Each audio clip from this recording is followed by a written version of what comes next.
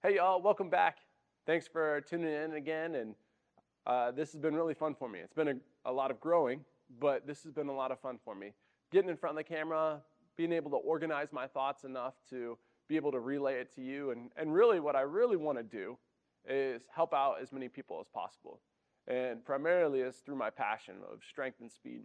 So for me to be able to try to help coaches be able to impact their student athletes in a roundabout way, it's even helping me just be better, be able to organize everything that I need to organize, talk through the things I need to be able to talk through.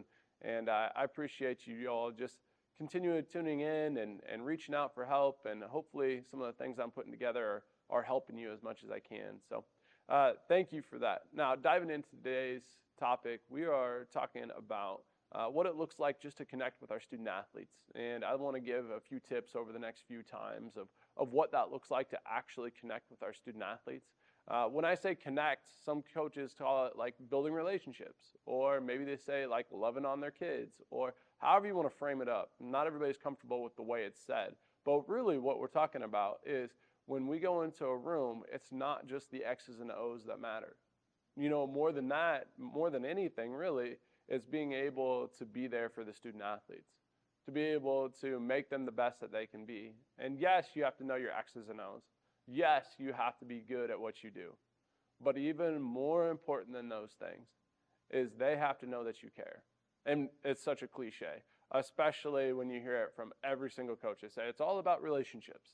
But really, when it comes down to it, if you take the relationships away, it's a pretty shallow job, right? Just like any job.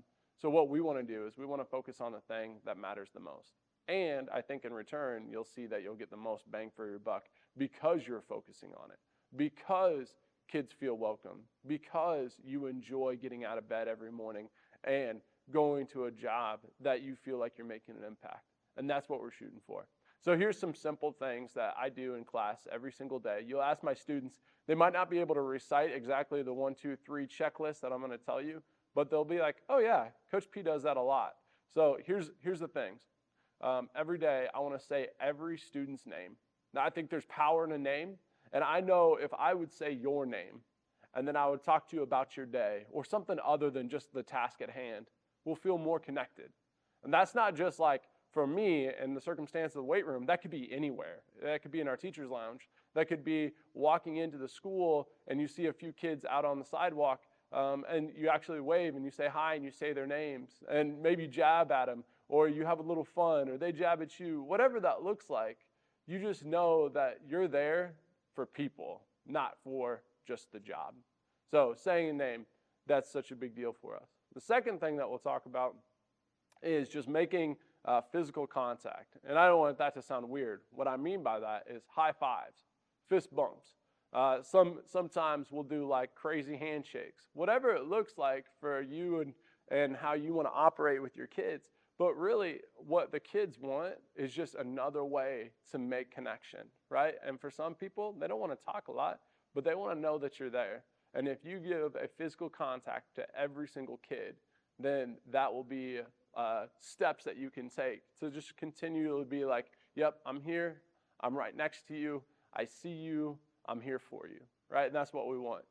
Steve Nash is like famous for like having a ton of contacts in the game. So he'll do tons and tons and tons of high fives in a game. His average was like 250 to 300, somewhere around in that range. It's crazy how many times he's going up to his teammates and high-fiving them. And it's not like his teammates needed more motivation. It's not like he needed more motivation. All he was doing was saying, hey, I'm here with you. And that's what we want to do with our student athletes also.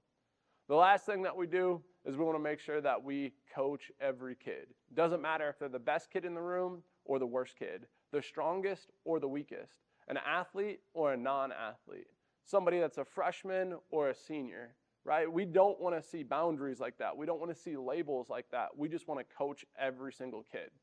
One of our coaches here at Mount Vernon, what he talks about is there are no drill killers. Yes, there's kids that are better at a drill or worse at a drill, but that is just an opportunity for you to do your job, which is to what? It's to coach, and that's what we want to see.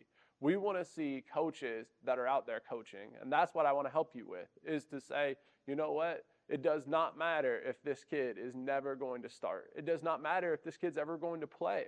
because that's not what we're chasing after, right? We're chasing after connection. And to wrap that up, that's really what I want to talk about again, is just say that if we would come to work every single day searching for connection, building of relationships, loving on kids, our job goes from just about wins and losses, X's and O's, trying to help some kids maybe, to, man, I really want to be here. This is my life's work. I'm on a mission to impact as many kids as I possibly can.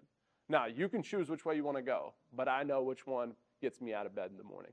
I appreciate you all tuning in. Thanks for the opportunity to keep on talking through this stuff. If you have questions, please reach out. If you have ideas for me to talk about, throw them in the comments. And then my brother says that I have to tell you to like and subscribe and stuff like that. So I'm gonna listen to the 21-year-old kid. He knows what he's talking about. Make sure you like, subscribe, and share with your friends.